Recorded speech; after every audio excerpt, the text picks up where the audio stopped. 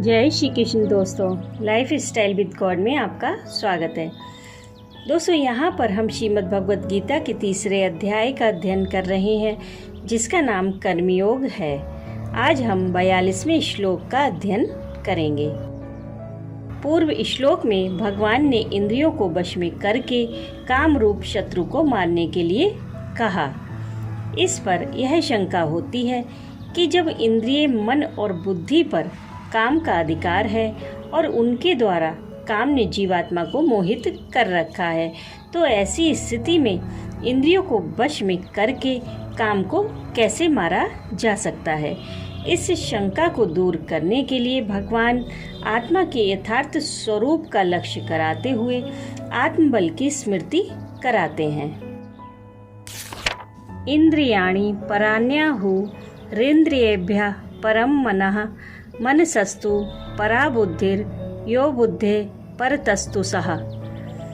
तीसरे अध्याय के 42वें श्लोक में भगवान श्री कृष्ण अर्जुन से कहते हैं कि इंद्रियों को स्थूल शरीर से पर यानी श्रेष्ठ, बलवान और सूक्ष्म कहते हैं।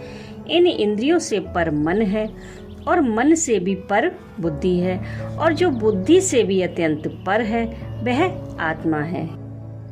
अब प्रश्न यह है कि इंद्रियों को स्थूल शरीर से पर कहते हैं।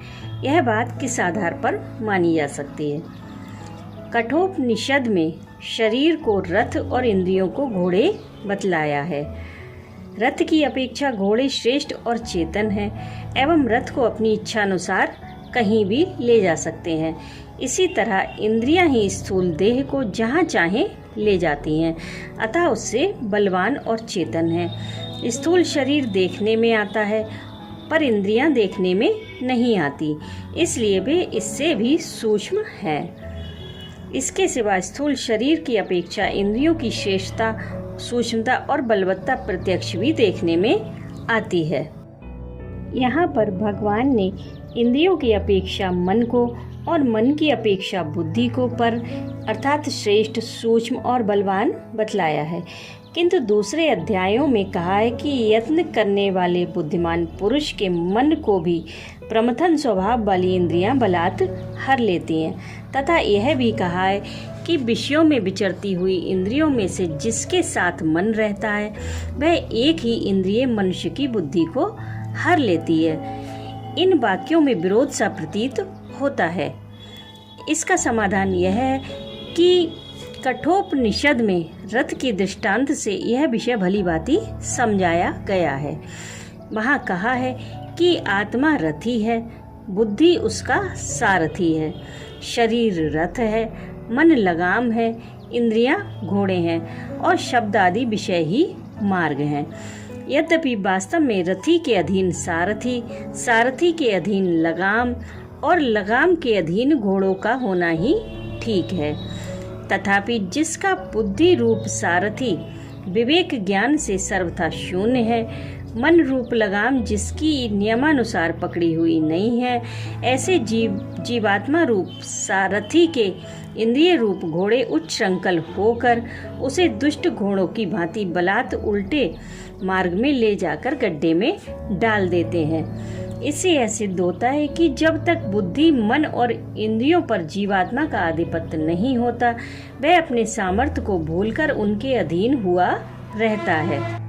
तभी तक इंद्रियां मन और बुद्धि को धोखा देकर सबको बलात् उल्टे मार्ग में घसीटती हैं। अर्थात इंद्रियां पहले मन को विषय सुख का प्रलोभन देकर उसे अपने अनुकूल बना लेती हैं।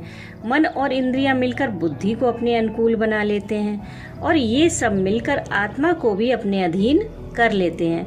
परंतु वास्तव में तो इंद्रियों की अपेक्षा मन, मन की अपेक्षा बुद्धि और सबकी अपेक्षा आत्मा ही बलवान है। इसलिए कठोपनिषद में कहा है कि जिसका बुद्धि रूप सारथी विवेकशील है, मन रूप लगाम जिसकी नियमानुसार अपने अधीन है, उसके इंद्रिय रूप घोड़े भी श्रेष्ठ घोड़ों की भांति वश में होते हैं। तथा ऐसे मन, बुद्धि और इंद्रियों वाला पवित्र आत्मा मनुष्य उस परम पद को पाता है जहाँ जाकर वह वापस नहीं लौटता।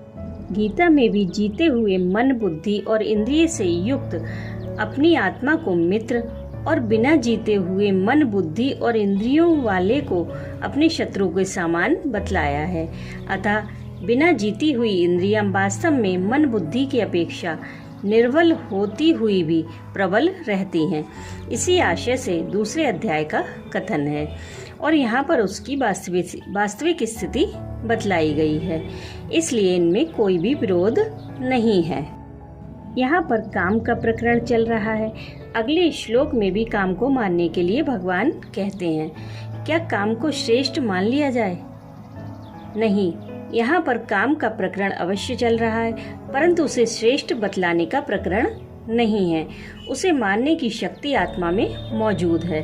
मनुष्य यदि अपने आत्मबल को समझ जाए तो वह बुद्धि, मन और इंद्रियों पर सहज ही अपना पूर्ण अधिकार स्थापित करके काम को मार सकता है।